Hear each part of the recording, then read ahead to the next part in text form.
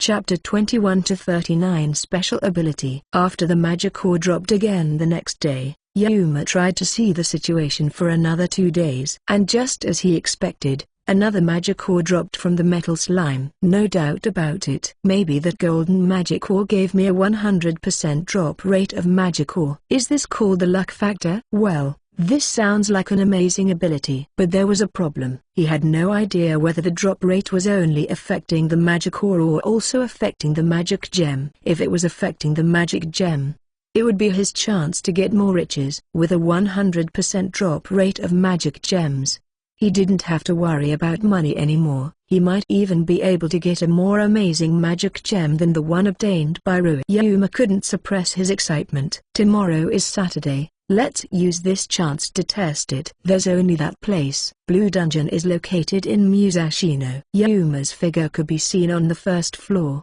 Today, he brought his own hammer and carried a rucksack for a magic gem with him, just in case. Though it was as crowded as before, Yuma ignored that fact and went to search for a slime immediately. He found slime in less than 5 minutes. It was a normal slime, not the metal one like the one that appeared in his garden. Yuma had already seen that slime as a treasure trove. Yuma swung down his hammer with a beaming smile on his face. Yuma had already subjugated 3 slimes in the span of 1 hour. And the drop of the magic gem was 0, so it really wasn't that simple. Yuma was sitting on the rock he found nearby with a dejected look on his face. He just received another huge shock. Maybe due to his pale face, the people who passed by him were looking at him with a worried look on their faces. His hope was betrayed again. The reason was the effect of Golden Magic Ore's ability was limited to magic ore, meaning that the ability was pretty much useless outside of Black Dungeon. No matter how much magic ore dropped, it was meaningless since they had no value at all. Even the black magic ore that can make one's body as tough as steel,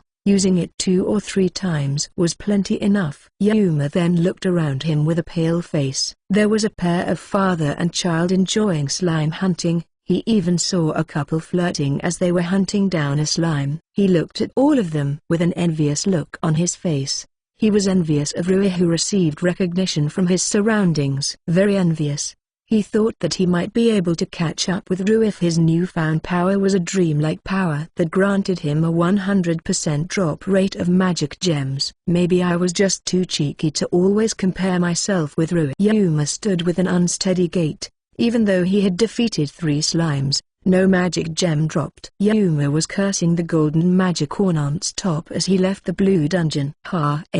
Yuma was looking at the black magic ore dropped in the dungeon in his garden. He heaved a broad sigh. The day after the despair he felt during his visit to Blue Dungeon, another magic ore dropped from the dungeon in his garden for 10 consecutive days. I've had enough of this. Mamizo brushed its head on Yuma as if trying to pacify its master's sadness. Yuma picked up the magic ore, washed it with water in the kitchen, and swallowed it as it was.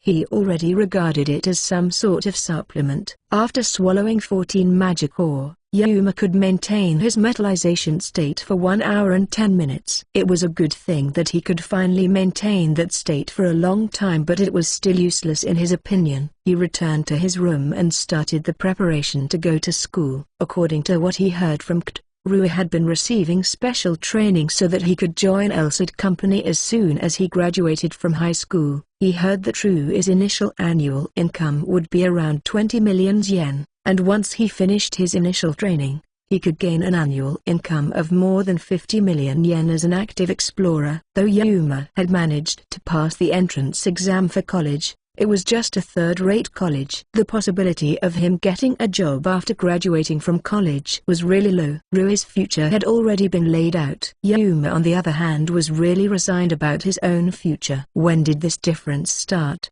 Asked Yuma to himself as he went to school. Chapter 22, Heat Resistant. Chapter 22, Heat Resistant. That day, it rained heavily in the morning. Yuma took an umbrella with him as he headed toward the hole in the garden like usual. Though he hates to subjugate the slime when it rains in the morning, There was one good thing about that. It was the fact that the hole wasn't filled with water even if it was raining outside, as if it was protected by some sort of invisible barrier. This miraculous phenomenon helped him a lot when it was raining outside. He left his umbrella on the side of the hole, and descended into the hole with his trusted cold spray and gas burner. Yuma switched on his flashlight to illuminate the inside of the hole. That moment, he felt something was amiss.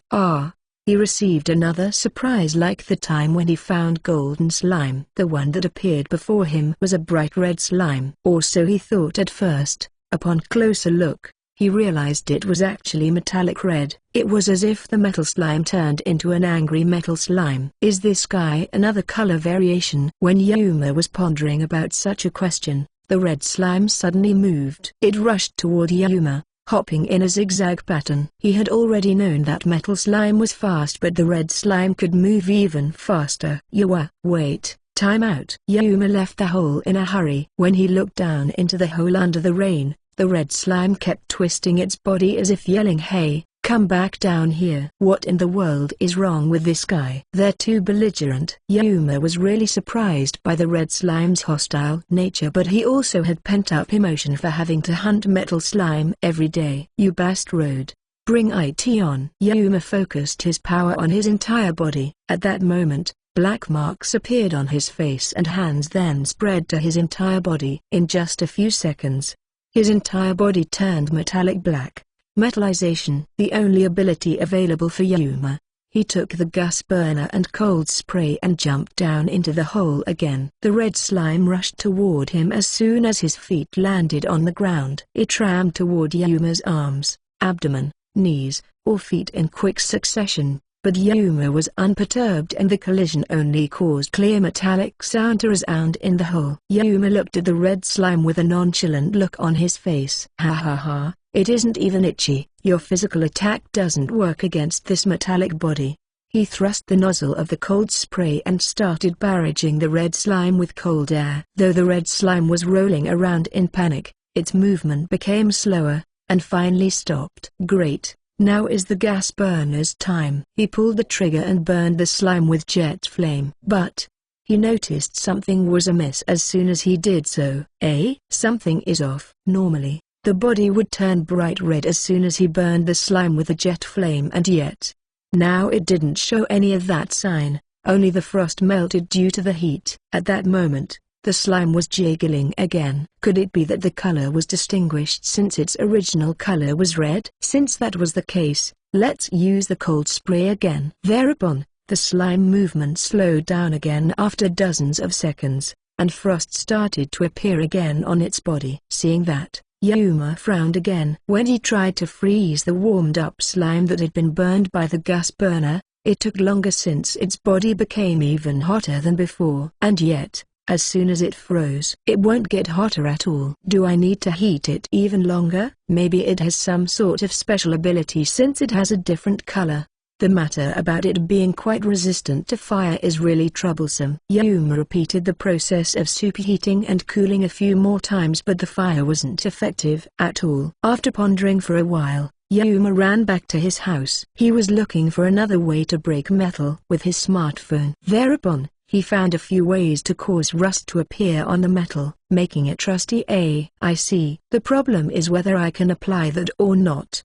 He doubted whether the fire would really work if the surface became rusty. But, Yuma stopped thinking and moved to execution immediately. He had nothing to lose anyway. Fortunately, today was a holiday and his parents had been preparing to enjoy their time together. Yuma took Mamizo out for a walk and went toward the hardware store. Along the way, he took various things from the shelves that would serve his purpose. When he returned, his parents had already left. Great. Now I can work in peace. He placed a bucket on the side of the hole. The contents of the basket was acidic detergent he brought from the hardware store.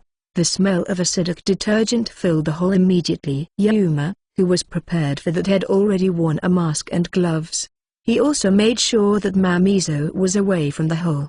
He then activated his metallization and jumped into the hole. The red slime didn't even wait for a moment and rushed toward Yuma like a raging flame. Its charging attack wasn't that painful, but it was enough to force him to take a step back. Damn it. What a belligerent guy. For the first time in a while, Yuma used a dual wield of cold spray again. After confirming that the slime had become frozen stiff, he took the bucket he left outside of the hole into the hole. Is it really going to work? Yuma plunged the frozen slime into the bucket while wondering if the method he learned from the internet was correct. After dipping the slime into the acid detergent, he left it alone for a while. If the frost on the slime thawed again, he would use cold spray on it again. He expected that making it rusty wasn't a simple matter, but the metal slime was definitely weak against indirect attack. Could it be that the slime might get rusty far easier if it's the usual metal one? For 6 hours after that, he kept repeating the process of dipping, freezing, and leave it on its own 20 times. When will it become rusty, I wonder? It's hard to know that since its color is red. He started to doubt the method, but he kept looking at the slime to confirm the change in its color like before. When he thought it was already long enough, Yuma took the gas burner and turned on his metallization. And then, the slime's body shone red. It was proof that it generates heat. The slime, who regained its freedom, then got away from Yuma immediately and charged at him at lightning speed. Yuma took out the cold spray he prepared outside of the hole while enduring the barrage of the slime's attacks. He kept repeating the process of using cold spray and gas burner again and again. And then, something happened after repeating the same cycle for 16 times. So tired. How about this? When he heated the slime with his burner again, cracks appeared on the slime's surface. But it was far from enough. The surface of the red slime had finally crumbled down after Yuma repeated the process for 3 times. Great, almost there. Yuma then take the hammer to finish off the red slime and crack. The metallic red body had finally crumbled to pieces when he landed an attack with his hammer. Chapter 23, Red Magic Ore. Chapter 23, Red Magic Ore. What a troublesome opponent. When Yuma illuminated the hole with his flashlight, he found a red shining ore left behind by the red slime. So it really is a 100% drop rate in the Black Dungeon. He picked up the red magic ore and examined it for a while. Its shape and weight were about the same as your average black magic ore. The only difference was its vivid red color. Though it wasn't a gem, the color was indeed beautiful. After he tidied up the empty trash can, Yuma went back to his own room. Well then, now let's see the effect of this fella. Yuma folded his arms as he observed the red magic stone on his desk. Though he already decided to use it himself since he knew that he couldn't sell it, the problem was what kind of ability he would get from it. When he moved his line of sight toward the window in his room, he realized that the sun had already inclined to the west. Yuma heaved a sigh. It turned out he spent a whole day trying to defeat the slime. The problem is still the ability that I'll get from consuming this though. He might get special abilities like the one he got from Golden Magic Ore. He felt that the ability wouldn't do any harm to him either, but the Golden Magic Ore gave him a 100% drop rate in Black Dungeon. So he thought that the Red Magic Ore might give him a 100% drop rate in Red Dungeon. If that were the case, he would be grateful since red magic gems could be sold for a higher price. But Yuma didn't forget just how many times his expectation had been betrayed before.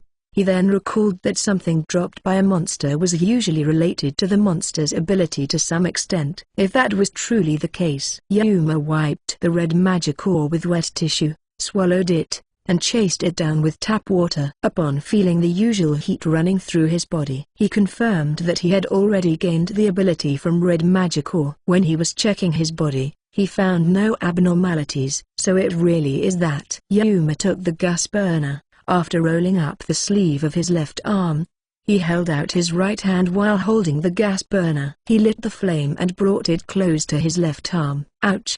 He received a shock when he felt the heat of the flame.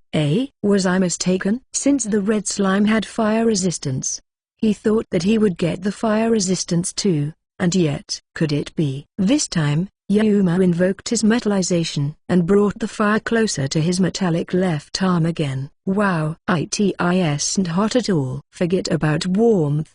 He didn't even feel the heat when he used the jet flame from the gas burner, and it was just as he expected. The red metal slime had fire resistance. Since fire is the weakness of metal, it can be said that I've conquered my weakness. The ability wouldn't manifest unless he activated metallization, though it was a rather questionable ability. Yuma was still happy knowing that he had another ability nonetheless. But he still had no idea. He had no idea whether his new ability was resistance or invalid type. I guess I don't have to examine that part. After he was done with that, Yuma decided to take a bath. The matter of him entering the dungeon and fighting against red slime for a day wasn't a big deal for him. It was just the usual uneventful day for him, and he slept just like usual. The next day, in contrast to yesterday, Yuma headed toward the hole in the garden like usual. He patted Mamizo's head like usual. After he placed the spray can beside the hole in the garden, he illuminated the hole with his flashlight. In there, another metal slime had been waiting for him, but Yuma ended up frowning. This fella. It was a blue slime. Its surface that reflected the light from his flashlight was metallic blue. It kept twisting its body, ready to fight. Are you kidding me? Another variation in just one day? What kind of ability does it have? Was what he thought as he tried to use cold spray on it from afar. But, even after he emptied the spray can, the blue slime seems just fine. No way. Could it be this guy has cold resistance? Chapter 24, Colorful Slime. Chapter 24, Colorful Slime. Yuma was really dumbfounded. If the red slime from yesterday had fire resistance, he pretty much figured out that the slime before him had cold resistance. But, if the cold spray didn't work on it, it means that it wouldn't stop moving even after being exposed to cold air. It was even more troublesome than resistance to fire from before. What should I do now? Seeing that he had no solution for this, Yuma invoked his metallization and jumped into the hole to see the situation. Just like yesterday, the slime leapt toward him the moment his feet landed on the ground, and collided with Yuma's metallic body, causing a clear metallic sound to resound inside the hole. Thus, Yuma thought that the colored ones are more aggressive. When he tried to hit it with a gas burner, it moved so quickly all over the place. Yup. It hates fire. After such confirmation, Yuma jumped out of the hole. He couldn't do anything since the cold spray and gas burner couldn't hit it. But, he knew that he needed the power of flame to defeat the slime. The fire will be a little bigger, but I've had no choice. After 5 minutes, Yuma's metallization expired and his skin color returned to normal. He ran toward his house and returned with a bucket. He poured water on the ground around the hole to prevent the fire from burning the weeds around the hole. And then, he brought kerosene for the heater during the winter season from the storage room. Please make it work. I've no other way left if this method isn't working after all. After making sure that Mamizo was in a safe place, Yuma poured the kerosene into the hole. The blue slime seems to be bewildered the moment unknown liquid poured into the hole. Yuma used a lot of kerosene and dumped newspaper to make sure the inside of the hole was burning properly. Lastly, he ignited paper with a lighter, and dumped the ignited paper into the hole. The paper fell slowly and finally landed on the ground of the hole. The fire spread inside the room at once. The hole was instantly engulfed in a blazing flame, giving rise to a fire pillar. Since there was a lot of smoke coming with it too, Yuma was actually pretty nervous, praying desperately for his parents to miss such a scene. No matter how much the blue slime moved around, it couldn't come out to the ground. And just like that, it was baked alive. 10 minutes later, when the flame had settled, Yuma tried to peek into the hole and saw the slime scorched till black in the corner of the room. It lost its shape. Its surfaces were shivering like normal slime. Yuma jumped into the hole, stooping forward and bringing down his reliable hammer. The slime was crushed to pieces and turned into sand. I managed to defeat it somehow. Upon a closer look, he discovered a blue ore left where the slime died. Yuma picked it carefully, but the ore was unexpectedly cool. When he used the sleeve of his shirt to wipe the ore, its bright metallic blue color became quite imminent. Yuma went to the kitchen immediately, washed the blue magic ore with water, and swallowed it. I guess the effect is just as I imagined. He brought Mamizo back to the garden, tidying his monster-slaying weapon, returned to his room and then invoked his metallization. When his skin turned metallic black, he tried to use cold spray on his arm. As expected, it doesn't feel cold at all. His metallized arm didn't feel the cold. Thus, he confirmed that he gained cold resistance too. Heat and cold were the #1 enemy of metal. Doesn't that mean I, who conquered those two factors, was invincible in a metallic state? Yuma prepared to go to school while thinking about such things. Since it took a lot of time to defeat the blue slime, he might be late if he didn't run toward the school. Since it's happened twice in a row, another color might appear again tomorrow was what Yuma thought as he left his house. And he knew that he was right. The next morning.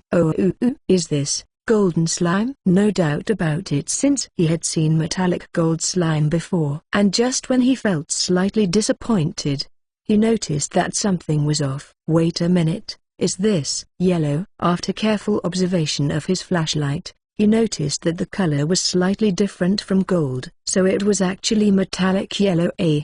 Was what he thought as Yuma invoked metallization and jumped into the hole, trying to defeat the yellow slime with the usual combination of cold spray and gas burner while enduring the attack from the slime. There was no problem so far, but after repeating the 7th and 8th cycle, the surface of the slime's body had yet to show a crack. Is that mean this yellow slime is as strong as the red and blue one? But it didn't persist for too long as cracks started to appear after he repeated the process even further. And Yuma didn't waste his time swinging his hammer, killing the tattered slime. And just like before, it left behind a magic ore. He picked up the magic ore and confirmed that its color was different from golden magic ore. At this stage, Yuma didn't care about such matters and swallowed the magic ore after he washed it with water. Yuma tried to confirm his ability but failed. In the end, Yuma had no idea what kind of ability he got from the yellow slime. Chapter 25, Mystery of Green and Yellow. Chapter 25, Mystery of Green and Yellow. When Yuma peeked into the hole the next morning, that appeared again just as he predicted. So it's the green one this time. Vivid metallic green slime was wriggling around inside the hole in his garden. This time, Yuma had already prepared a lot of gas burners and cold sprays. Bring it on, I'm ready. Yuma invoked his metallization, jumped into the hole, and facing against the green slime. Though the slime was moving cautiously inside the hole, it rushed toward Yuma the moment the latter used cold spray on the latter. Though Yuma staggered due to the slime's body blow, he braced his leg and kept using the cold spray on the slime. Although he had a hard time since the slime was moving really fast, he kept using his cold spray till the hole filled with cold air. The lowered temperature started to affect the speed of the green slime. Yuma on the other hand could move freely thanks to his cold resistance. Yes, I just need to stop it when it looks like it's about to move next time and this game will be mine. After using more cold spray on the slime, it finally stopped moving. Now, Yuma held 2 gas burners in his hands and sprayed the slime with jet flame. He raised the slime temperature at once to inflict much damage to the green slime. And just as he expected, the slime sprung as soon as their body thawed by the head, but it didn't really matter since it couldn't hurt Yuma in his metallized state. Since his defense was perfect, he could focus entirely on the offense. After repeating the superheating and cooling a few more times, he brought down the hammer to finish off the tattered green slime. Naturally, he didn't forget to take the green magic ore dropped by the green slime and stopped for a while to examine it. It had a beautiful, emerald green color with metallic luster on its surface. He didn't hesitate to swallow the magic ore after washing it with tap water. And just like before, a familiar heat spread in his entire body. Though he found out that it didn't give any particular ability, Yuma suddenly recalled the same case with yesterday's magic ore. Well, let's verify this after I go back from school. Yuma started his preparation before going to school and went to school like usual. On the way back from school, Yuma is looking for more information about magic ore in his smartphone. Must be this one. It was written on a site which explains the characteristics of the dungeon. There were 6 types of dungeons, meaning that there were 6 types of magic gems that can be collected in there. White dungeon, white, or maybe transparent magic gem. Allow its user to use healing magic. Red dungeon red magic gem. Allow its user to use fire magic. Blue dungeon blue magic gem. Allow its user to use water magic. Yellow dungeon yellow magic gem. Allow its user to use lightning magic. Green dungeon green magic gem. Allow its user to use wind magic. Black dungeon magic ore. Strengthen its user's physical strength. Maybe, referring to those traits, from the colorful magic ore I got recently, the red one gave me fire resistance, and the blue one was cold resistance. Could it be that the yellow one gave me lightning resistance, and the green one was wind resistance? Was the result of his investigation, but he had no way to prove it. After arriving at his home, Yuma went into his room, changed into his daily attire, and went out with his bicycle. His destination was the electronics store from which he brought his mana measuring tool. He parked his bicycle in the parking lot, went up to the stair, heading toward the corner which sold dungeon-related item. He looked at the item lining up on the shelves and stopped upon seeing an electric baton and stun gun. Since he couldn't try the goods, he had no choice but to buy it.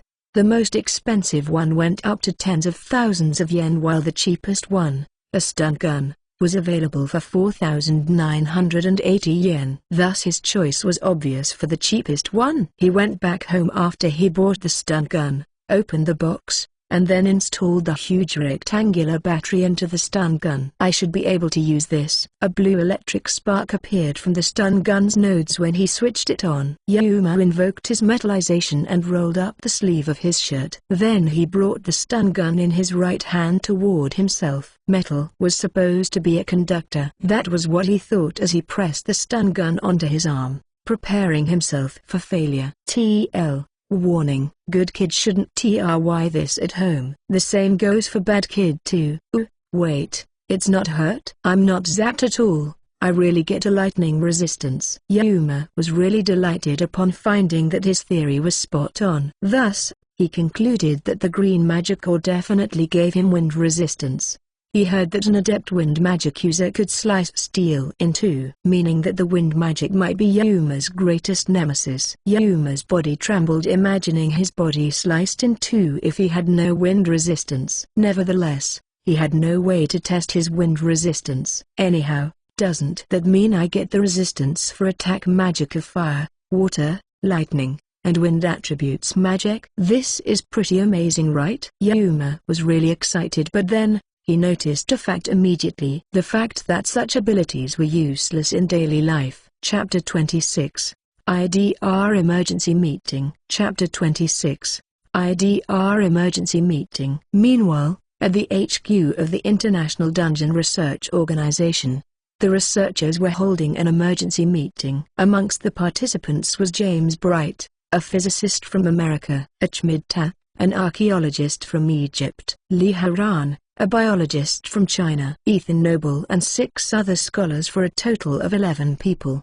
They sat around a huge round table. Since everyone in the meeting had their own independent research on the dungeon on their own, they rarely met each other aside from their regular once-in-a-month meeting. Senior researcher of Palestina who led the meeting, Maya Belga, broke the awkward silence. My deepest apologies for the sudden call for an emergency meeting. I think you've already known about the situation, but let me elaborate on you once again. Something unprecedented happened. Maya, an old lady of the age, moved as she spoke with an elegant manner and speech. Everyone in the room already knew what she meant.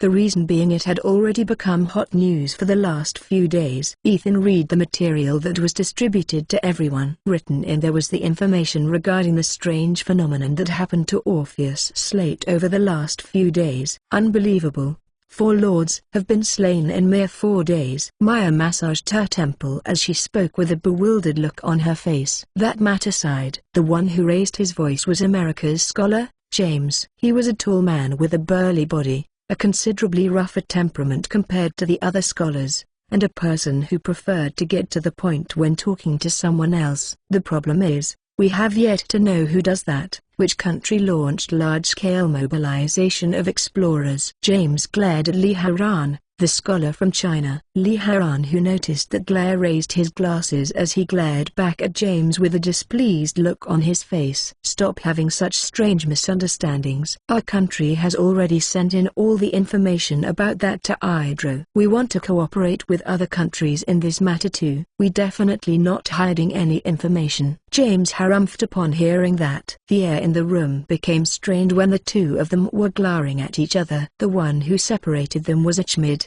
the archaeologist from Egypt. Well, calm down, no need to get worked up. The red, blue, yellow, and green crystals broke one after another in the last 4 days should be equivalent to the capture of 4 dungeons, right? For what reason they did do that? James was smiling lightly as he looked at Achmed. I don't know the reason, but America and China are the only countries with the explorer that are strong enough to accomplish such a feat. Seeing that it isn't America, by elimination, China is the only suspect left. Li Haran's eyebrows twitched upon hearing such baseless accusations. How can you say that America isn't the one who did that? You might have been simply hiding the information, right? How dare you? The other scholars around James tried their best to prevent James from blowing his top during such uproar. May I say something? The scholars then focused their attention on Ethan Noble, who raised his hand. Age-wise, Ethan might be the youngest amongst the scholars who gathered in this place,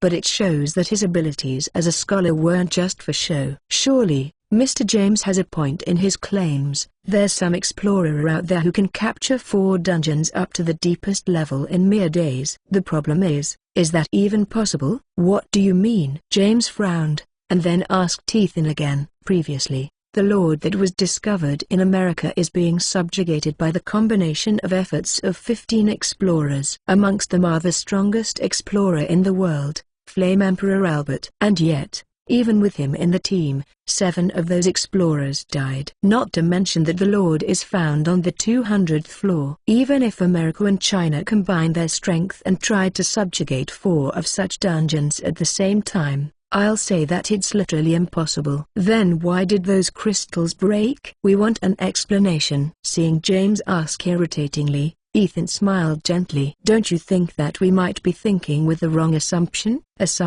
Maya also responded to such remarks. The crystals are lining up systematically in Orpheus's slate. We might end up thinking that each crystal represents a dungeon. In fact, the Duke and Lord that was defeated in the past were found in the dungeon which color similar to the broken crystal. Since that's the case, it showed in which dungeon the subjugation happened, right? Nope. Ethan straight out denied James' loud opinion. What if the Lord that was subjugated this time isn't in the same dungeon? A black crystal that broke 2 weeks ago represents a subjugated Duke. Considering the timing, someone might be trying to capture the black dungeon. Needless to say, the reason being it is still pretty much an unknown dungeon. Humphrey, we've already investigated the Black Dungeon, especially the magic ores circulation. They're strictly controlled. Let's ban every country from entering the Black Dungeon, and make that only those with a special permit can enter the Black Dungeon. Ethan shook his head lightly. The registered dungeons, that's it. The atmosphere in the room changed with that remark. Chapter 27, Chance Meeting. Chapter 27. Chance meeting. No way. Do you mean, it might happen inside a new, unregistered dungeon? James frowned. That's right. There's a case in which the new dungeon isn't reported to the government, or the dungeon simply has yet to be found. Someone might happen to capture one of those undiscovered dungeons, right? Please wait a minute. This time, Maya raised her voice. Ethan, even if we consider that what you said is correct, where do you think you can find seeker who can dive until the 200th floor? Not to mention that the kind of explorer who can accomplish such a feat is under the management of the country or the army, and we do not receive any report about them making their move. Maya's argument was valid and reasonable. It took a lot of budget and time to train a strong explorer. It was common sense shared by everyone in this place and the other people outside too. But that common sense didn't cloud Ethan's judgment. Your argument is valid, but let's think about this matter with the consideration that there's a powerful seeker out there, unknown to any governments in the world. That person entered the newly born Black Dungeon and subjugated a duke. And then, He keeps advancing deeper until he finally subjugates the lords in quick succession. That's absurd. James spat such a remark. I know that this is just mere speculation of mine. But we are left with no choice but to use such speculation. They had already defeated 4 lords after all. We still have no idea whether it was done by a single person or a group. But they're definitely small in number. There should be information leaks if the one who makes a move is a large-scale clan. What I want to say is that there's an even stronger clan than the one who has Flame Emperor Albert. It should be more logical to think that way, right? The conference room was enveloped in an eerie silence. Though the chance for that to happen was close to impossible, there was not enough information to deny that. And, if my guess is correct, the other scholars gulped their spit, waiting for Ethan to finish his words. There'll be a huge change in the near future. The day after Yuma defeated the 4 colorful slimes, he came out of his house in the morning in an elated mood. Red, blue, yellow, green, and if his guess was correct, the next one should be white. Though he was doubtful if there was any use in the resistance of healing magic,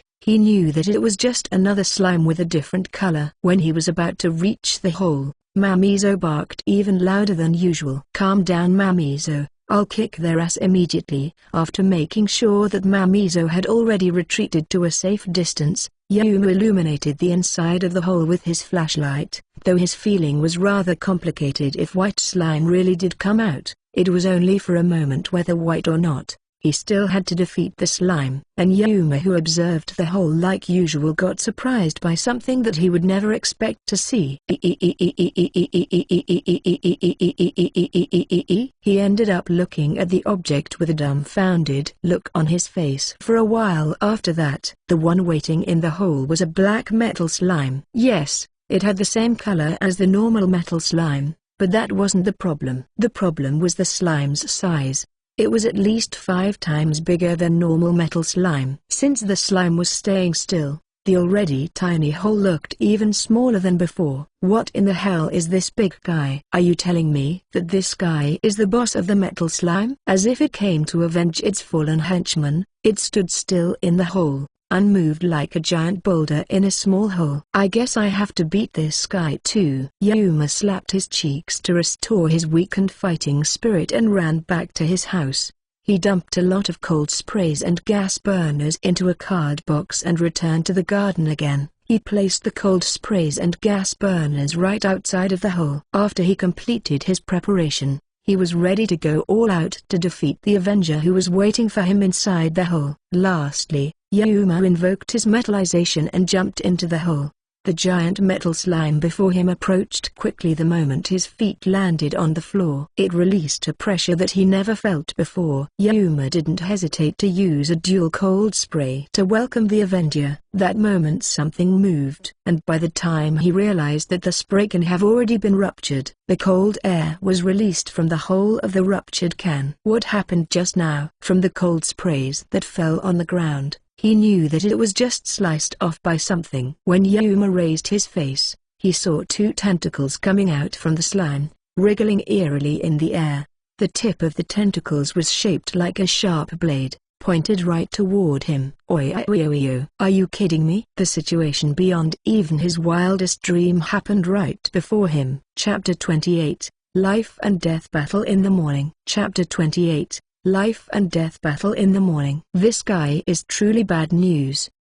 The moment such thought flashed into his mind, the 2 sharp feelers had already rushed toward Yuma. He reflexively moved his arms to protect his head, and though the sharp feelers struck him, it was repelled along with a clear metallic sound. Yuma, whose body transformed into that of metal due to metallization, had easily deflected the giant slime's attacks. My heart skipped a beat there. Since that's the case, I can rest assured and subjugate it normally, was what he thought as he took 2 cold sprays from the outside of the hole. And when he pointed the nozzle of the spray to the giant slime, something unbelievably happened right before him. Numerous feelers grew from the slime's body. The tips were taking the form of edge tools, hammer, axe, morning star, and many others forms of weapons. Wait a freaking minute. Time out. But it was all hopeless. Dozens of feelers had already rushed toward him at once. Yuma stooped forward to protect the spray can. Numerous blows from various kinds of weapons rained down to his shoulders, back, and head. It was the scale of attack that would surely turn a normal living creature into a beehive. And yet, I've told ya, it's ineffective, right? Yuma brushed off the feelers, raised his arms and then sprayed the slime with cold spray. No matter how much they tried to attack him, Yuma in his metallization state completely invalidates physical attack. And then, cold air filled the hole. Unlike Yuma, who was unaffected by the cold air, the giant slime's movement was clearly slowing down. This advantage had already decided Yuma's victory. The moment Yuma was convinced of his victory, the giant slime retracted their feelers. Just when he relaxed his vigilance, thinking that the slime had finally stopped moving, numerous thorns grew from its entire body. The slime now looked like a sea urchin, and the momentum behind the thorn was really strong to the point that Yuma was sent flying till his back crashed against the wall of the hole. And yet, his body was safe and sound. Thus, he realized that the slime's attack couldn't pierce through his metallic body. Yuma didn't waste more time and grabbed another cold spray the moment he realized that his enemy couldn't do SHT toward him. The spray can that pierced before kept releasing cold air in the hole, dropping the room temperature even further down. Now he wielded another can of cold spray, doing his best to stop the metal slime's movement. A few minutes later, he had somehow managed to freeze the metal slime.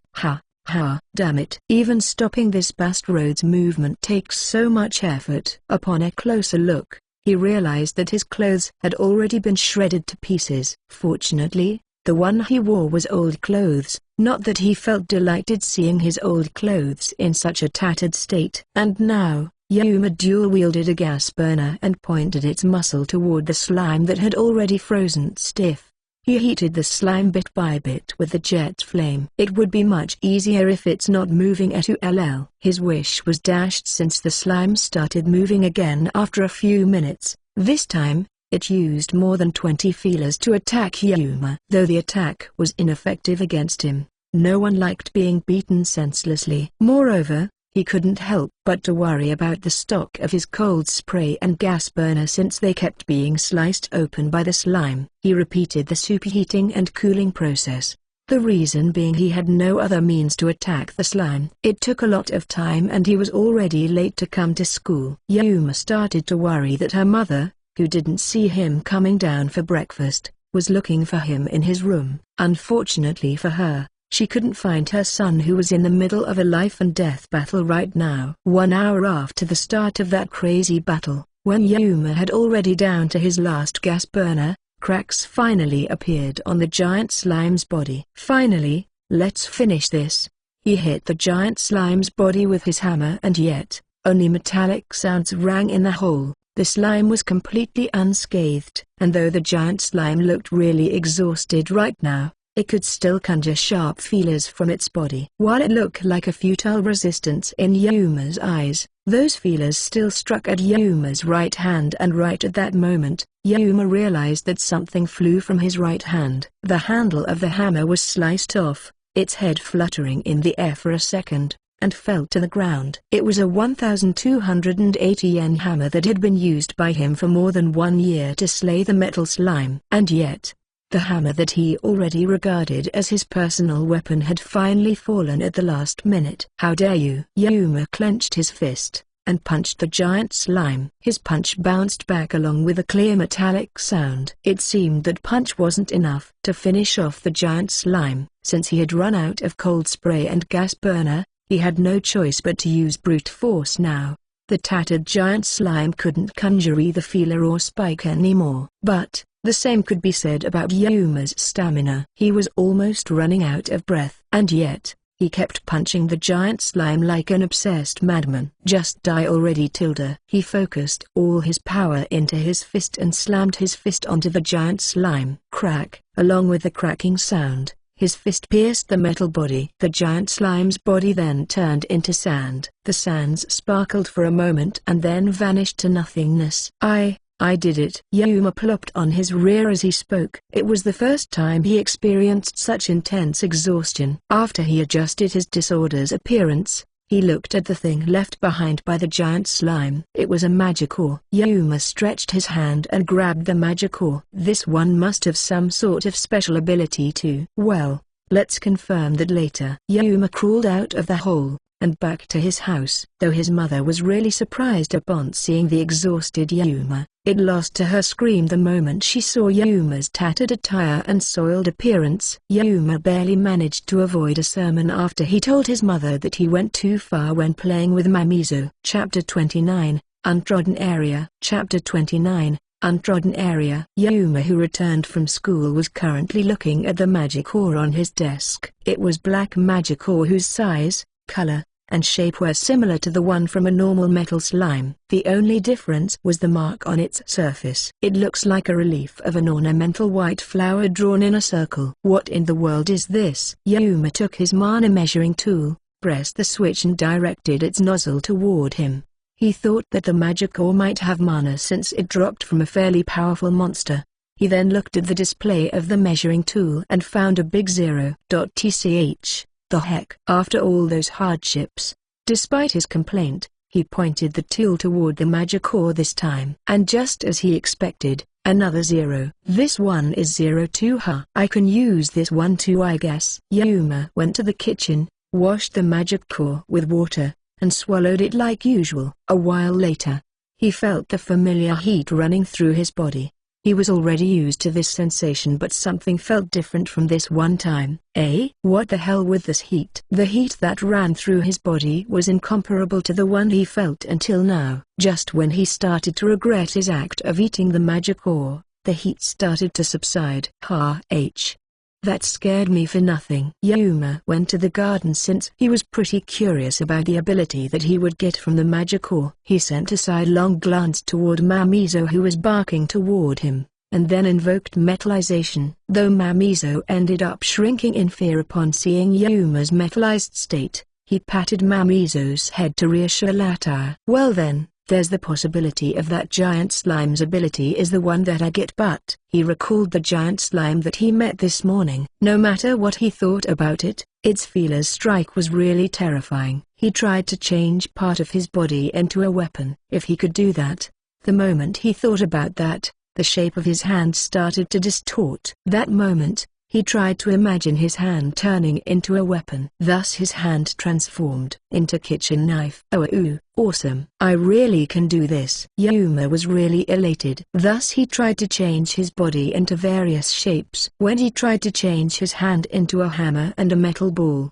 he realized that his body could transform into everything he imagined. The speed of the transformation was completely dependent on the structure of the item he wanted to transform into, and the most terrifying thing about this ability was, I can do this too, This ability is awesome. Yuma tried to turn himself into a spherical metal slime. He had never expected that it really was possible until he tried himself. He then frolicked with Mamizo while jumping up and down. Though he really enjoyed playing with Mamizo in that form, his gaze suddenly caught his own reflection in the glass window of his house. What he saw was a figure of slime with several feelers coming out from its body, hopping up and down while using its feelers to play with Mamizo. At that moment, Yuma felt cold water pour on his head. No matter how you look at it, this definitely looked like a monster, right? That day, the International Dungeon Research Organization IDR experienced turmoil that was never seen before. Numerous researchers gathered in front of Orpheus Slate, which was located in one corner of the research facility. Ethan Noble was amongst the surprised figures of researchers who looked at the slate. Ethan, his assistant, Clark, ran in a hurry toward him. What caused this commotion? Ethan? Clark was looking around dumbfoundedly. Many researchers had no idea about the situation since it happened so suddenly, causing so much confusion among them. Seeing the panicked Clark, Ethan revealed a smile as a light chuckle escaped from his mouth. That is what attracts everyone's attention. Clark. Ethan's forefinger pointed at the top part of Orpheus Slate while leaning on the wall. It was the place where crystals of various colors lined up together. What now? Is it the news about the subjugation of another duke or lord? Nope, you're only half correct. Clark. No one going to be surprised by that anymore. Clark frowned upon seeing Ethan's daring smile. Take a look at the topmost part of the slate. Clark followed Ethan's advice and looked at the topmost crystal, and found out that one of them had already broken. It was none other than the topmost crystal that had never broken until now. The highest ranked monster recorded in the slate, one of the 6 kings. Ethan looked at the topmost part of the slate, and a smile formed on his face. The Black King had been subjugated. Chapter 30, Future Option. Act 2, Job Hunting Act. Chapter 30, Future Option. TN, sorry for the delay, my laptop has been fixed. Enjoy the release. TN of TN, kind warning. This act will give you a harsh reality of job hunting, since it's also remind me of my time during the job hunting period. What? Metal slime? You won't see them after this. The day after he defeated the giant metal slime, Yuma was troubled. He used up all his cold spray and gas burner to defeat the giant slime yesterday. Thus, when he was wondering what he had to do to defeat today's metal slime, he went down to the garden to do his daily slime slaying. And then, he noticed that something was amiss. He couldn't hear Mamizo's usual bark. When Yuma walked toward Mamizo's kennel, the dog leapt toward him, its tail moving around non-stop. Is something the matter, Mamizo? When he brushed Mamizo's head, he realized that the hole in the garden that was still the yesterday had already gone. He was truly perplexed. Yuma went and looked carefully while muttering, the hole is gone, with a disbelieving look on his face. And yet, he found no trace of that hole. There was only normal soil right there, as if the hole had never existed before.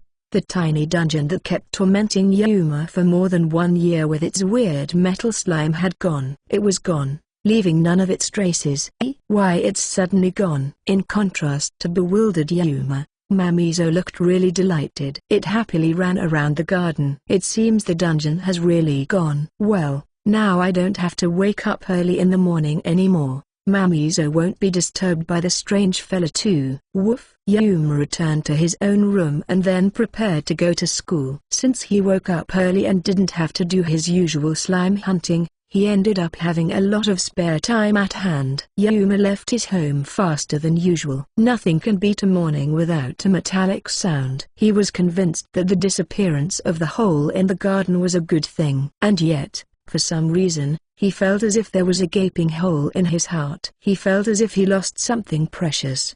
Is it because I've been getting used to doing that? Even though he wished so much for the hole to disappear after he discovered that the hole wasn't a profitable dungeon. Come to think of it, why does it suddenly vanish just like that? Is it really because I defeated that giant slime? Is that giant slime some sort of dungeon boss? When he pondered about such things, someone tapped his shoulder from behind. Morning. You're pretty early, huh? You are. It's just kid, huh? Morning. All kinds of matters he was thinking about were blown away when he heard Kid's gentle voice. Is it just my imagination, or did she become more adult-like as of late? I heard that you're late yesterday. Is that true? Are you playing games till late at night and ending up oversleeping? Nope. Well, I guess you're right, since you've been awfully early the last 1 year. Please stop speaking like my mother. I just happened to oversleep yesterday. Well, it won't happen again though. Yes, with the disappearance of the dungeon, he lost the reason to come late too. I see. By the way, is it true that you've passed the university entrance exam? Congrats. Your campus live will start from April next year. Thanks. Well,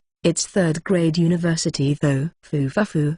But you're still going to experience campus life, you know. For me, who is going to find employment, it's the life that I've dreamed about. Employment? Yuma couldn't hide his shock upon hearing Kid's remark, because he was convinced that Kid would enter university. Even though you can enter any college of your choice since you're so smart. You overestimate me. I'm not that smart, and my family is pretty poor. That's why I want to reduce my parents' burden as fast as possible. Yuma knew that Kid's family was a family of a single mother, but he never heard about not entering the university because of financial reasons. Have you decided which company you're going to work for? Yes. In fact, I got an offer from the company side and would start working from the spring of next year.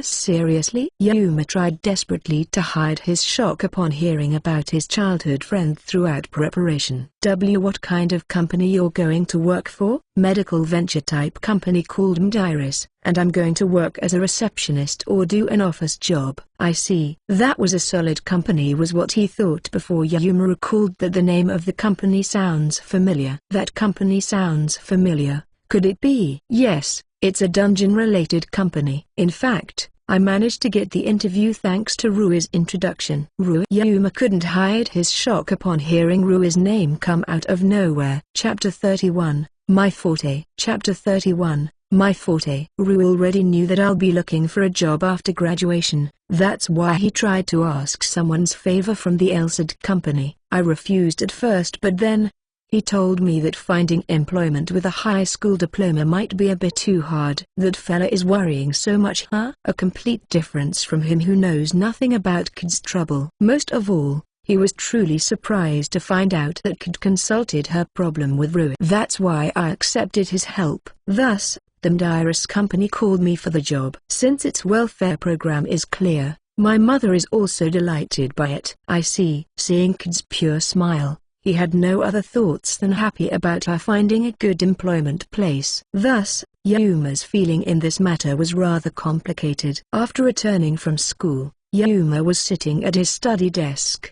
Both Ruia and K didn't hesitate to choose their future path. Yuma had also decided to go to college, but it wasn't his own choice, nor was it the path he wanted to take. It was simply because he had nothing he wanted to do in the future. And since he had nothing he wanted to do in the future, he just took the college exam as an alternative while following what his mother told him. For Yuma, it was nothing more than filling his spare time. Can I really keep doing this? Yuma never had anything he wanted to do, not even a dream for his future. That's why he never questioned the option of going to college. But now, Yuma took out an A4-sized note from his desk and opened the page with nothing written inside. I want to become an explorer.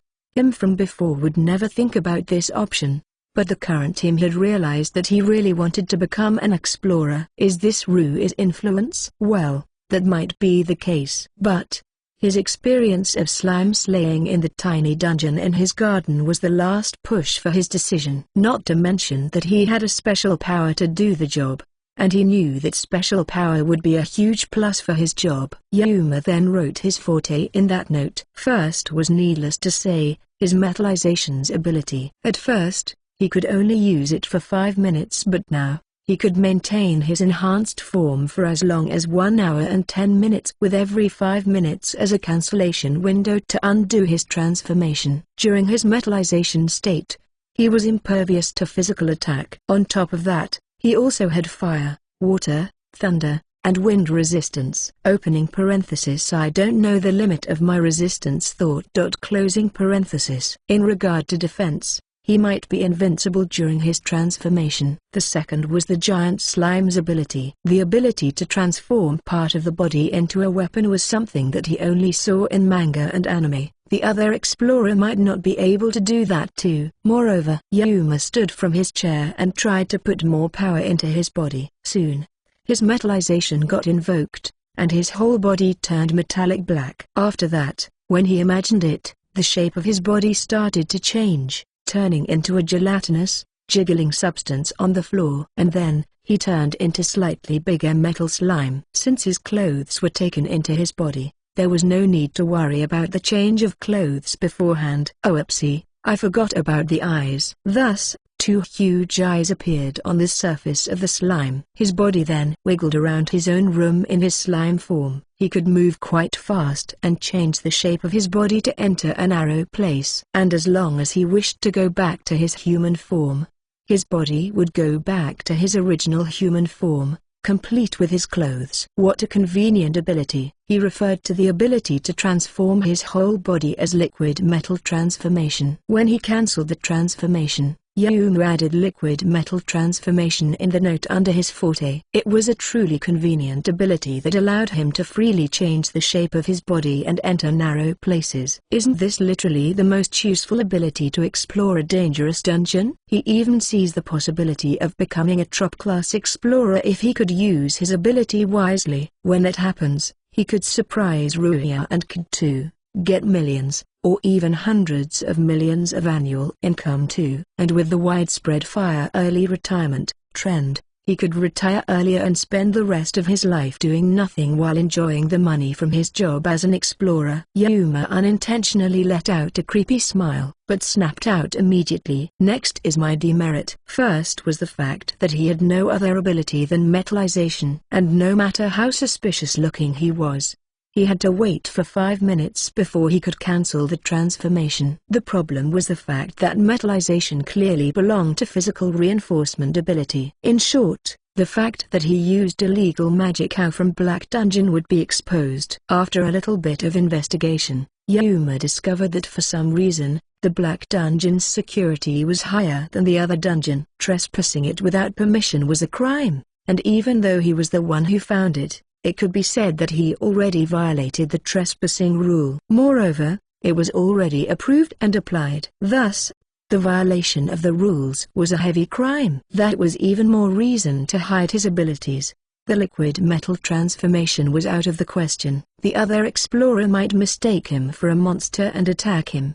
But then, if he only limited his ability to metallization, he could at least hide it with a hoodie, hat, and mask. His second demerit was the fact that he couldn't use magic. It was a well-known fact that monsters in the deep floor dungeon couldn't be defeated without magic. Fighting with only his limbs was limited to the shallow floor. He also heard that bullets from the JSDF weren't working on the monster from the deep floor, in such a way that makes the monster from the deep floor seemingly invincible. Thus, he thought that steadily raising his mana and learning magic was the surest way. And the third problem. This is actually my biggest problem. It was an absolute requirement to become a professional explorer. In the first place, an individual couldn't enter the lower floor of the dungeon by themselves. The only one with permission to enter the lower floor of the dungeon was the organization or company that received permission from the country. There are also full-time service engineers who received such permission, or more stabilized financial affairs foundations or others which require strict evaluation. The dungeon which had shallow floors open to the public such as the Blue Dungeon was on the rare side. The reason being most dungeons, even the shallow floor, was dangerous place. That kind of environment would become the biggest obstacle for him to earn money. He might be able to slip through the inspection gate if he used his liquid metal transformation, but there was a time restriction and he had no idea whether he could return properly or not. It would surely turn into a huge problem once his attempt got discovered. The explorer's activity was mainly centered on the public and private organizations, or a company that received permission from the country. Even the dungeon tuber was also contracted to a famous company. Moreover, the company was also doing their best to raise more powerful explorers through combat training for monster subjugation, lectures around dungeon capture strategy. To boot, magic gem were provided free of charge. For Yuma, those conditions are like killing two birds with one stone. Joining a company is the only way. After all, Rua raised his mana index by taking the personal experience program sponsored by some companies. He did things properly. Since both of us were in the same line of work now, I couldn't afford to fall behind either. Alright, I'll do it my way. Yuma decided to tell his parents about his resolutions. Chapter 32, The First Step. Chapter 32, The First Step. Is something the matter, Yuma? His mother, who was sitting in the living room, asked with a worried look on her face upon seeing Yuma coming down from his room. Yuma's parents, who were sitting in front of him, made a dumbfounded face upon hearing that Yuma had a request. Yuma then started talking. Is something the matter? His father asked with a worried look on his face. Yuma's father had a gentle personality. Never once was he angry toward Yuma. But he was a respectable man with long years' experience working in the post office. So Yuma expected his father to scold him for being so selfish and naive. Nevertheless, Yuma resolutely told his parents. "It's about me entering the college, but is something the matter with the college?" Yuma's mother asked with a nervous voice. Feeling the depressing mood, Yuma gulped, and nodded to his mother. "I want to find a job instead of going to the college." His parents look even more surprised upon hearing Yuma's opinion. "Job? Do you have a company you want to work for?" his mother asked with a serious look on her face. "Rather than company. It's more like an occupation that I wanted to do." "What kind of occupation is that?" It was a natural question, but Yuma was still at a loss for words. He was wondering what kind of face his parents were gonna show him once he told them that he wanted to become an explorer who subjugates monsters in the dungeon. "The problem here isn't the occupation, but are they going to allow me to do such a dangerous job?" Yuma opened his mouth timidly. I want to find employment in a dungeon-related company. I've been starting my study for that too." "Dungeon company? Can you wait to do that after you graduate from college?" His father, who watched quietly, finally opened his mouth. "To be honest, I chose to continue my study in a college not because I want to, but because I don't know what to do after graduating from high school. And now, since I decided that I don't want to go to college, I might as well as not waste my time and money by going there." "I see." His father didn't say anything after he said so to Yuma. Instead, his mother looked like she wanted to say something, but she decided to wait first. Finally, his father continued, "Until now, you never express what you really feel." This request took your father by surprise. "I was worried that you might be an apathetic person." It was inevitable for his father to feel that way. Yuma himself was aware of that fact. "That's why your father is really delighted to see you expressing your own thoughts. If there's something that you want to do, don't hold yourself back." Are you sure?" "Yes. Submit a report of temporary absence to your college first. Tell us once you managed to find employment so we can submit the report of you dropping out of the college." Yuma's mother, who heard their conversation, also nodded in agreement, even though doing that would mean that the examination fees and part of tuition fees were bound to be lost. Thus Yuma decided to do as his father said, while feeling nothing but gratitude toward his kind parents. "Thank you. I'll do my best in job hunting." Thus, Yuma went back to his room on the second floor, took his smartphone and sat in the bed. He started job hunting for real. Now it is still October. Though it was a little bit too late for a high school student to start job hunting, a dungeon-affiliated company opened their recruitment all year around. That includes employing the explorer. Aside from explorer, the dungeon-related company also accepted engineers, sales, or general business staff. They also recruited researchers, nurses or doctors in the medical field. According to his investigation, only explorer and researcher that was recruited all year long. Could it be that the reason is because of the dangerous nature of their job, which limited the number of candidates despite the high salary? If that's the case, I'll have plenty of chances. Thus, Yuma sent applications indiscriminately to all major companies. All that left is waiting for them to call me. 2 weeks later. Why would I fail again? Yuma was at his wit's end. He received a notice of rejection from 80% of the company to which he sent his application to.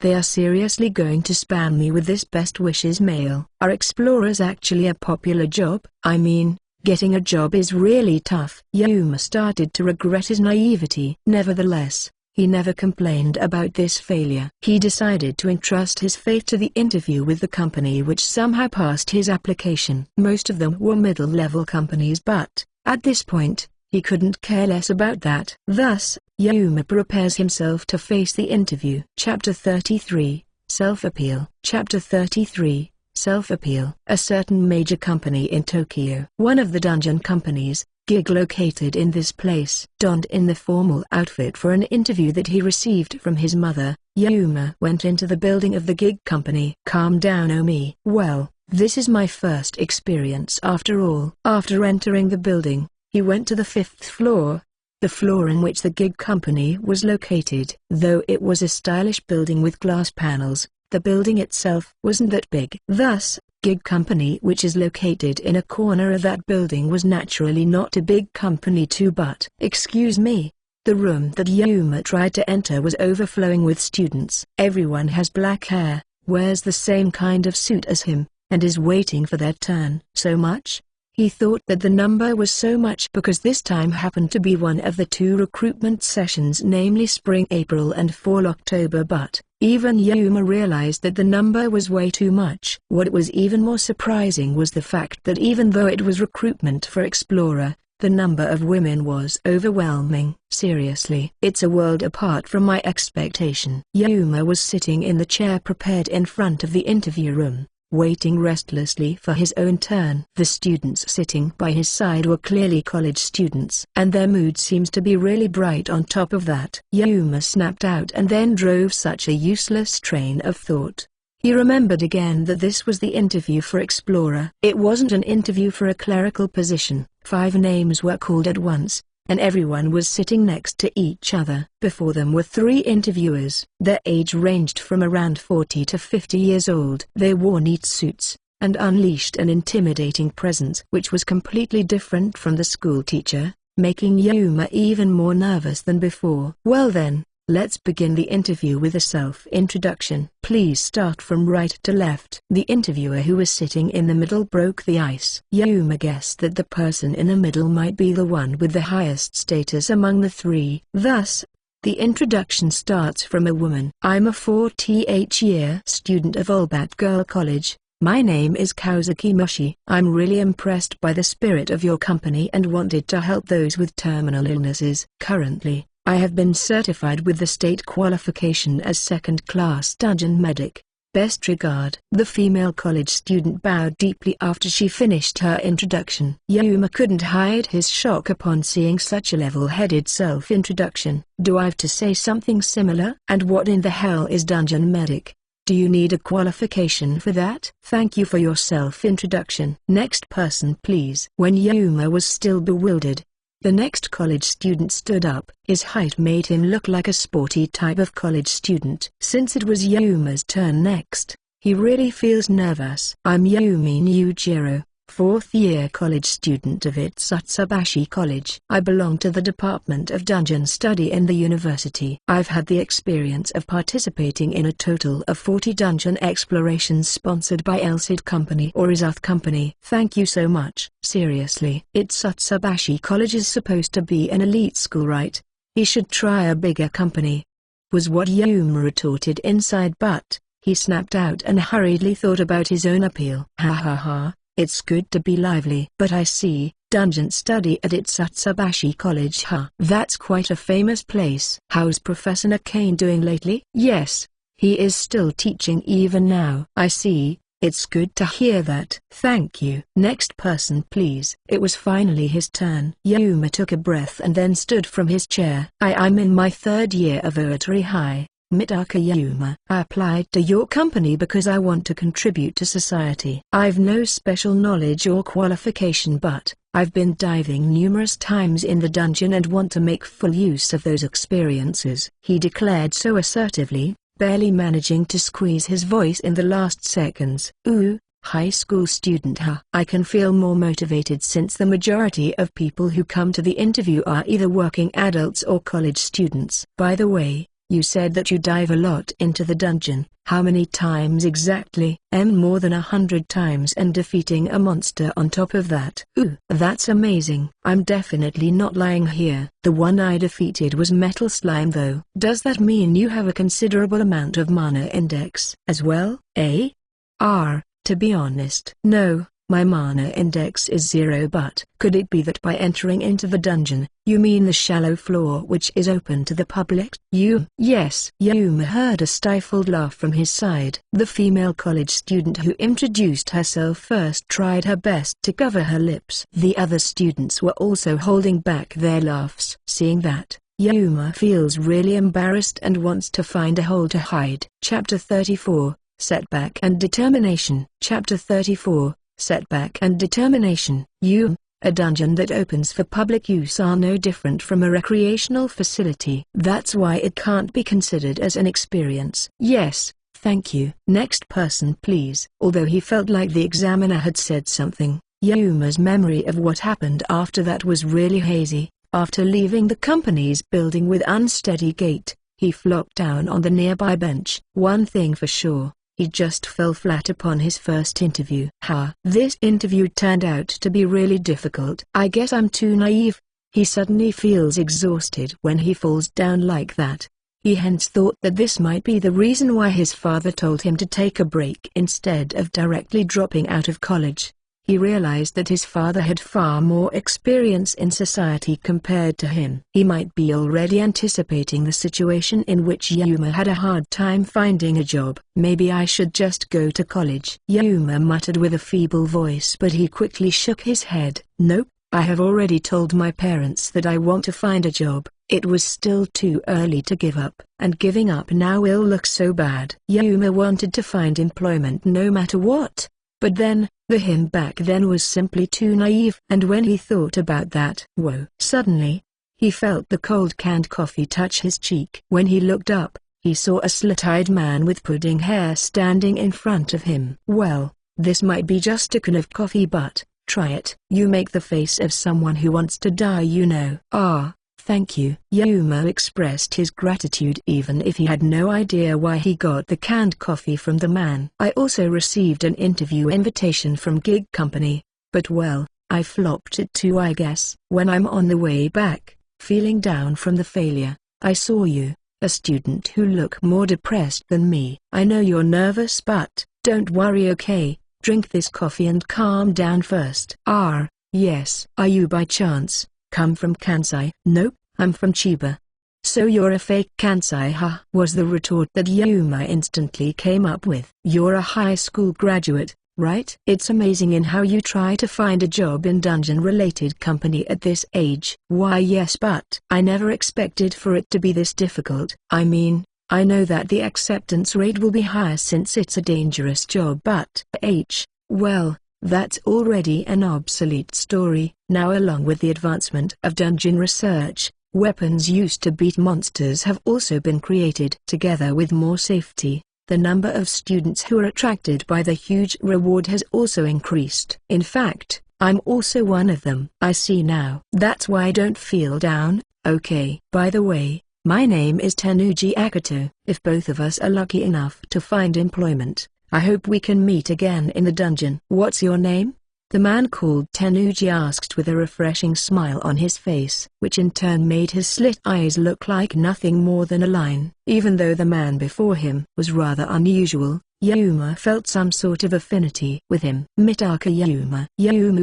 Then Yuma, let's meet again in the dungeon. Tenuji left after he said that. Yuma knew that Tenuji most probably passed the interview after seeing the other party's transcendental communication prowess. Thus, Yuma stood up and decided to go home. On the way to the station, his eyes fell on a big bookstore. Come to think of it, all the dungeon-related information that I know is from the internet. Since I'm going to go all out, I should buy a dungeon-related book to get more information too. A short visit, I guess. Yuma passed the automatic door, and entered the bookstore.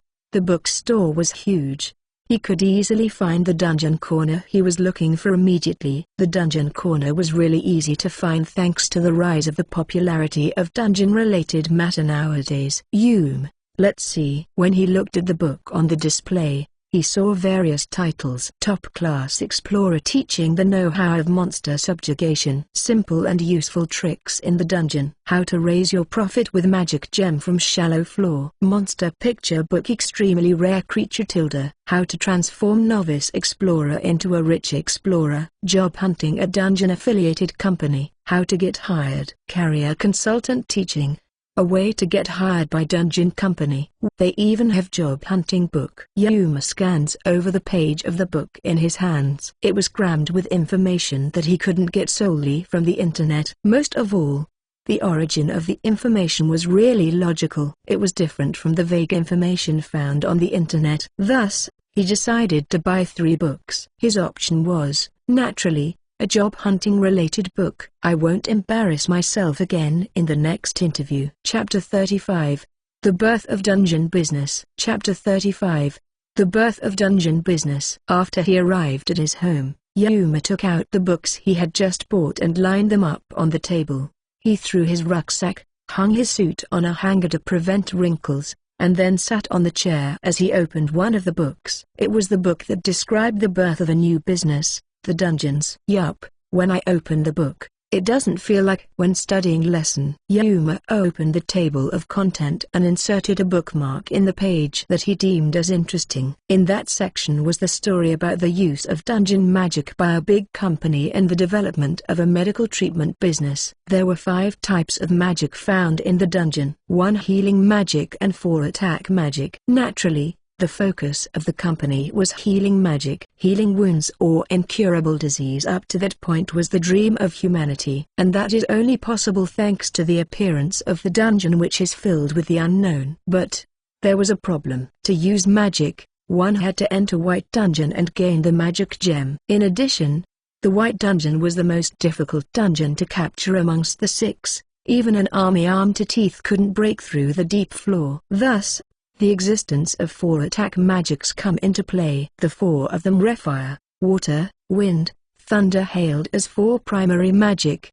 They were really effective against the monster in White Dungeon, especially fire and thunder magic. They're the most effective one in capturing the White Dungeon. But it doesn't mean the problem was solved. The fire and thunder magic can only be gained by diving into the red and yellow dungeon respectively.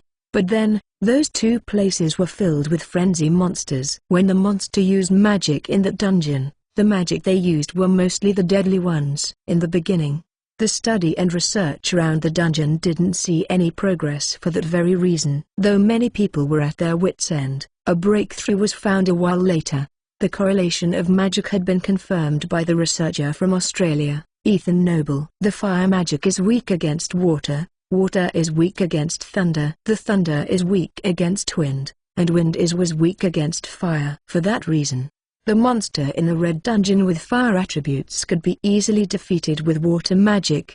The monster in the yellow dungeon with thunder attribute could be easily subjugated with wind magic. It then became the job of small and medium companies to gather fire and thunder magic gem and sell them to a big company. Meanwhile, the big company trained their explorer to use fire and thunder magic to capture White Dungeon. This was the current business model, with a clear division of the companies. Dungeon capture had advanced favorably, but it didn't mean that was the end of the problem. The thing that made the company worry non-stop was the special property of mana. Taking in a magic gem into one's body would consume mana index, thus preventing the consumption of other magic gems. For example, someone with mana index of 100 could take in magic gem of fire with mana index of 100, or if they want the combination of wind, they could consume magic gem of fire with mana index of 50 and magic gem of wind with mana index of 52, making it 100 in total,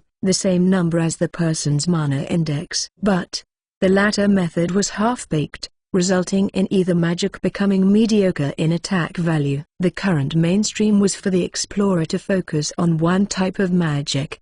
The true problem was training the person to use healing magic. At first, they're told to learn offensive magics, subjugate monsters, and raise their mana index. But to subjugate many monsters, they first had to learn powerful attack magic. On the other hand, learning attack magic means that they would use most of their mana index and leave none for healing magic. In short, the difficulties of training the explorer which could use healing magic was far more higher than the seeker who used attack magics. Now, with the appearance of an enchanted weapon which is enchanted with the effect of magic, the situation has become easier than before. Nevertheless, it didn't change the fact that securing a healer was really difficult. One could perform advanced healing magic with a mana index of 1000. And those people were called Messiah instead of Explorer. To give birth to a Messiah, one needs the support from many explorers to raise the mana index in the dungeon.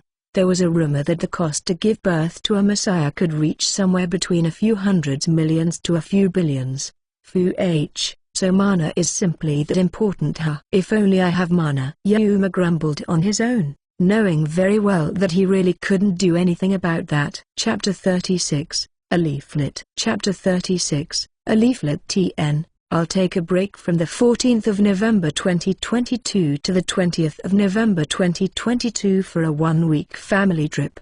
Please do understand that this trip has already been planned since August. Yuma closed the book in his hands with a snap. As someone without mana, he had to be really prepared when trying to find employment in a dungeon-related company. He knew that the other job hunters not only had academic background but also experience. Thus, he who had no advantage at all had no choice but to increase his knowledge. Yuma then reached out to the rest of the 2 books. Anyhow, let's increase my arsenal when I have some free time now. The worst thing that can happen is failing all of the interview. That day, he stayed up until late at night. Yuma's battle truly starts from the next day. From all the job applications that he sent, only 4 of them managed to reach the interview stage. If he somehow failed again. First company. Martin, we did say that we opened our door to any applicant, but when it comes to someone without any academic background, qualification, or even experience, it'll be too much even for us, you see. Second company. Most applicants with a high school background should have some amount of mana index, but mana index 0 is a bit. Legally speaking, there's no requirement for mana index, but realistically speaking, it's really difficult if you don't have one.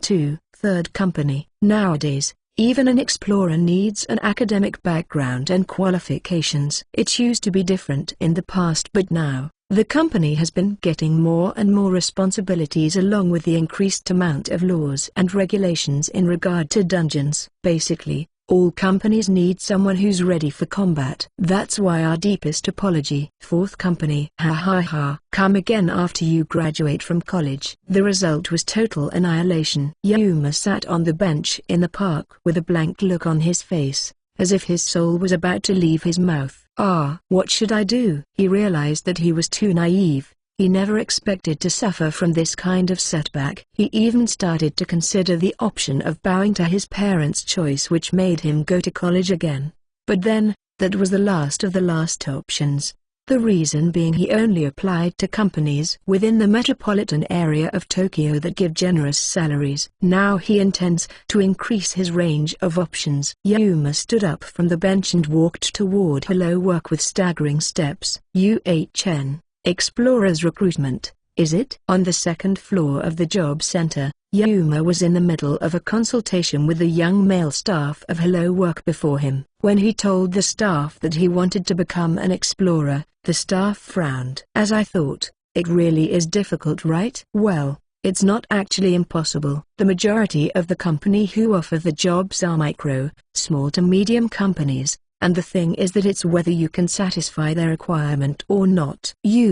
Since I know that I don't have that many requirements, can you help me introduce a company that will give me an interview? He really had no way out. Thus, he thought that he really shouldn't raise his bar too high. I see, since you're still young, there are many companies that are willing to accept you, and if we increase the scope of the occupation. No. Please keep it to the company that offers a job as an explorer. Well, I understand. The staff then operate his PC, looking for a company that fulfill Yuma's requirements. He seems to be reluctant to introduce Yuma to such a high-risk job. The staff printed out who knows how many jobs offer were available for Yuma. After looking at the employment condition, the form of employment, or place of employment, he stood up from his seat and thanked the staff. When he was about to leave the room, the rack lining by the corner of the room caught his attention. Excuse me, what are those?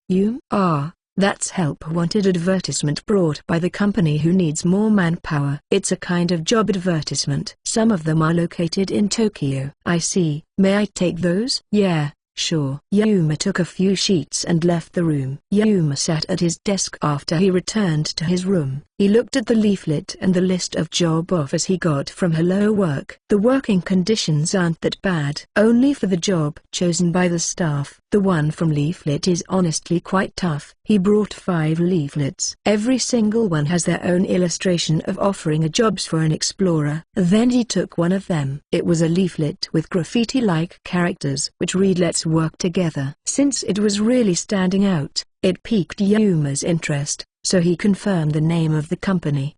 D-Miner Limited. Chapter 37, D-Miner Limited. Chapter 37, D-Miner Limited. He had confirmed the company working conditions, but, honestly speaking, It was by no means good. Not only was the welfare program only at the minimum, the base pay was also cheap too. The selling point was the reward and risk as an explorer. No one is going to apply at that company that offers such horrible conditions, was what he thought. But Yuma suddenly got a flash of inspiration. Wait a minute. If it's this company, the working condition was bad, but that also means there was less competition. Could it be that I made a mistake by choosing from the company with the best condition first? Or rather, with my qualification, I had a better chance if I started from below. Thus, Yuma, who wanted the job offer, made his bet on it. He sends the application to the companies with the cheap payment and will choose the one that gave the best employment condition amongst the ones that passed him. He confirmed again for the second time. The base payment was low, but it was written that the bonus from exploration would be paid properly according to the result. In short, his salary was completely dependent on how hard he worked. Their address is Chiba Prefecture. Let's try sending my application for now. Chiba Prefecture, Kashiwa. When Yuma made a call to the D Minor Company Limited, he was told to go to the company to have an interview. Yuma, who donned his suit, fastened his necktie as he came down from the train in Kashiwa Station. When he followed the map application in his smartphone, he ended up lost in a deserted shopping district. It should be around this area. After coming out of the shopping district, he entered an even more deserted alleyway and finally arrived in front of a slightly old office building. It was a long and narrow,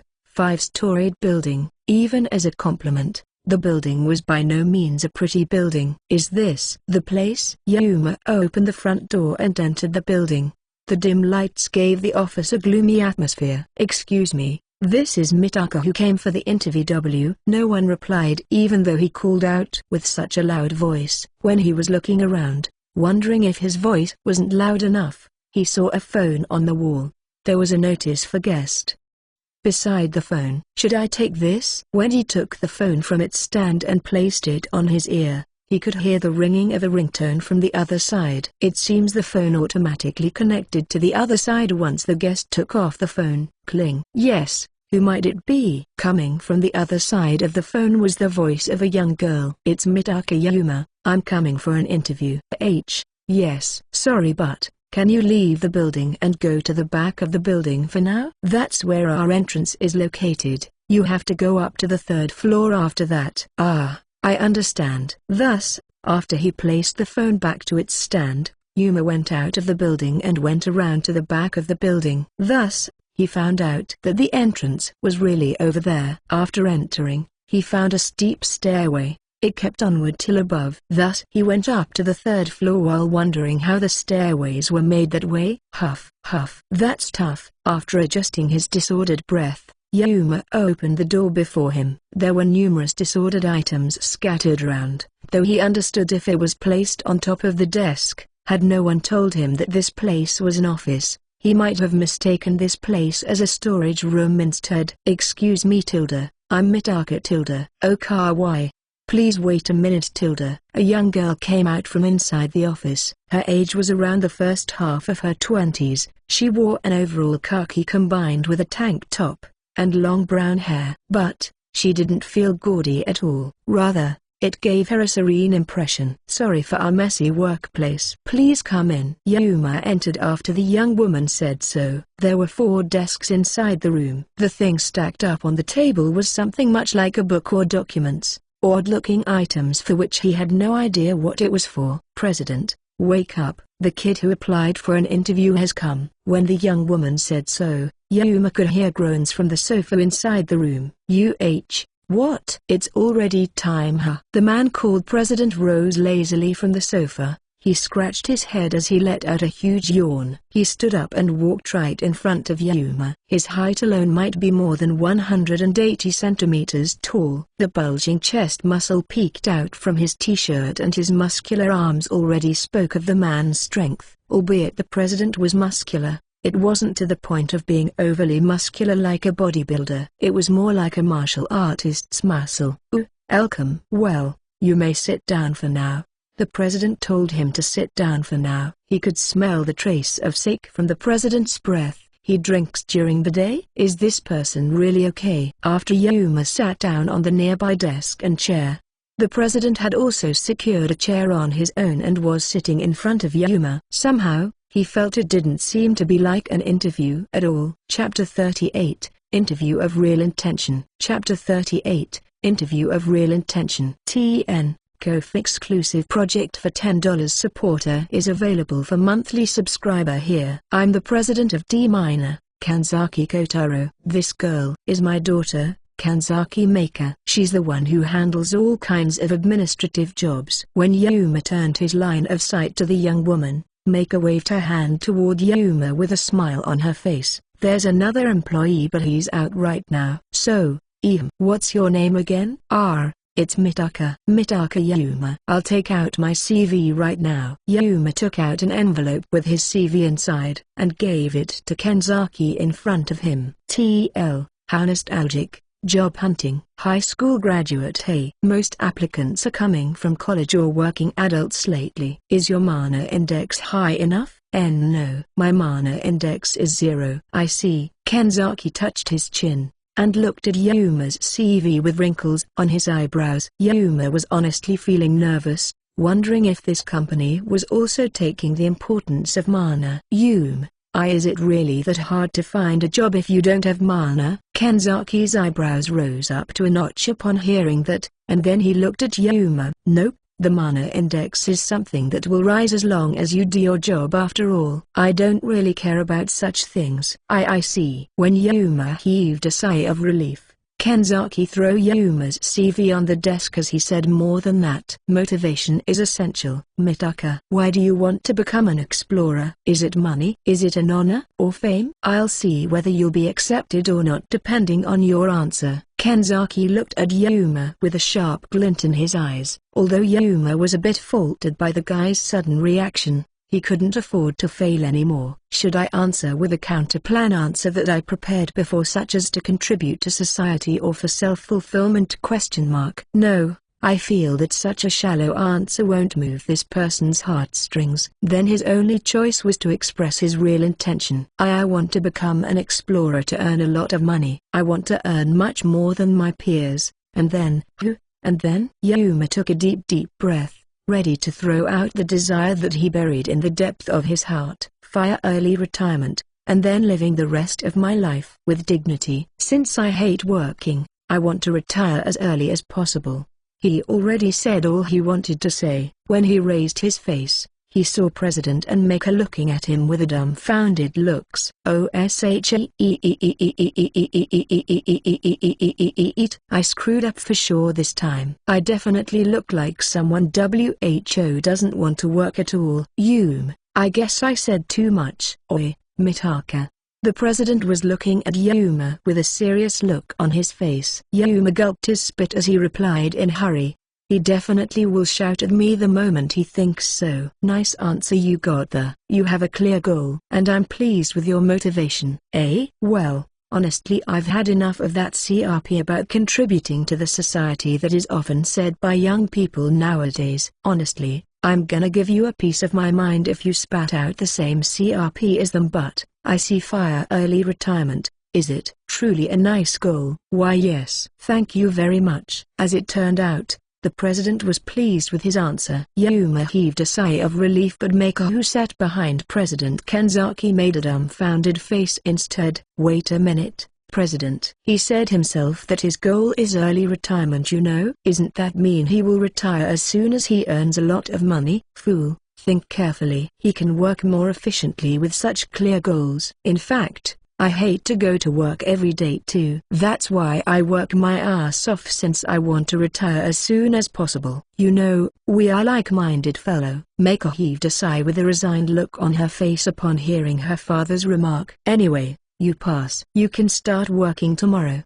Wait a minute, President. Maker interrupted in place of the bewildered Yuma. Mitaka-kun has sent an application to another company. We're among them. There's no way he can decide to accept our offer or not without seeing the other company first. The heck, so that's the case, eh?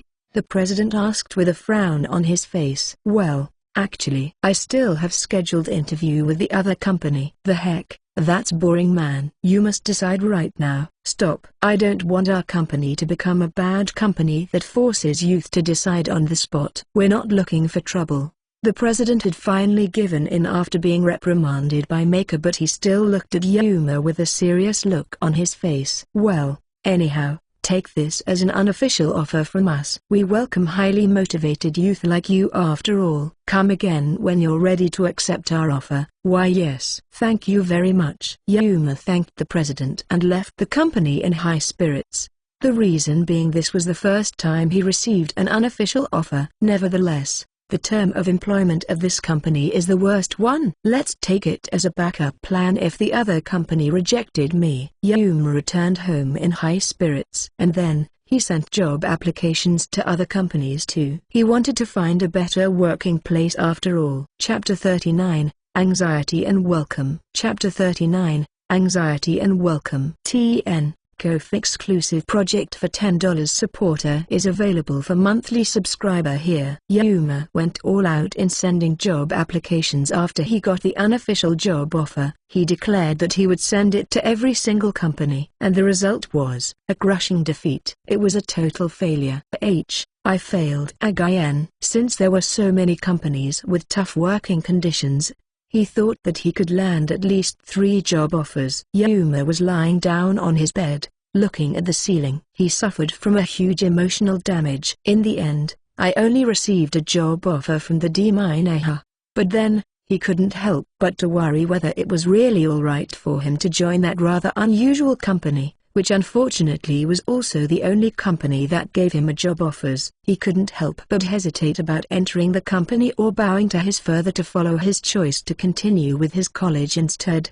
But then, deep inside, he already knows his answer. Yuma roused himself from his bed and clapped his cheeks to cheer himself up. That night, Yuma talks to his parents after dinner.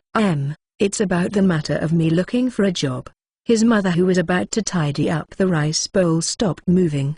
Is something the matter with you trying to find a job, Yuma? He had no choice but to tell his parents about the overall situation in his job hunting. In fact, that alone was enough to make both of his parents' faces pale. That's why I decided to report the fact that I found a job. And then, the expression of the two turned into that of surprise, which was followed by a smile. I see, you've finally accepted her. Well, Mother is really worrying about you, but I see, so you've been accepted, huh? So, what kind of company accepted you? His mother asked with a slightly excited look on her face. It's a company in Chiba called D-Miner. His father nodded upon hearing that. Chiba, huh? Nice. It isn't that far to commute from home to that place. His mother also agreed with him. Yuma heaved a sigh of relief upon seeing both of his parents look delighted by his news. Later on, if he couldn't get along with the people in the company, he could resign immediately. The next day he called Maker and told the latter that he'll accept the job offer, and then went to Chiba to complete the various procedures. I've been waiting for you, Yuma. Took you long enough, eh? Ha ha ha. Upon entering the office, President Kanzaki clapped Yuma's back hard while laughing heartily. It was painful, but Yuma somehow endured it and replied with a wry smile. But then, he wondered if it was really okay, since the president had the smell of sake just like the first time they met. My apologies. My father is an overly familiar person. He's really happy when Yuma-kun applied for this company, since there's no young people applied to our company even after we submit job offer. No, I'm really grateful in the fact that this company accepted me. Can I call you Yuma-kun too? Mitaka-kun is really difficult kanji after all. Yes. No problem. When he entered the room following the president and Maker, he saw another person that he didn't see when he came for the interview.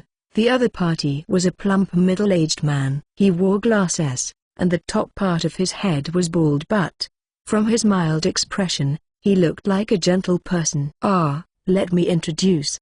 His name is Tanaka-san, former veteran accountant and working for us as Seika-cum accountant. Tanaka then stood up and nodded to Yuma as he said, hello, my name is Tanaka, and, as I've been introduced before, my name is Kanzaki Maker. I'm doing a general affairs job and various other duties. Well, I also went to dungeon sometimes as the explorer too. Maiko-san is an explorer too? In my case, I act as support. Our main force is over there. Maiko pointed toward the president. Exactly. I'll introduce myself again. I'm the president of this company, and my name is Kanzaki Kotaro. I do president jobs and seeker. Since I'm among the first to enter the dungeon when it's open for the public, you can definitely say that I'm a veteran. Sure enough, the tall and muscular physique of the president matched very well with the image of an explorer in Yuma's head. On the other hand, the middle-aged plump man called Tanaka seems to be ill-suited for the explorer job. Now Yuma,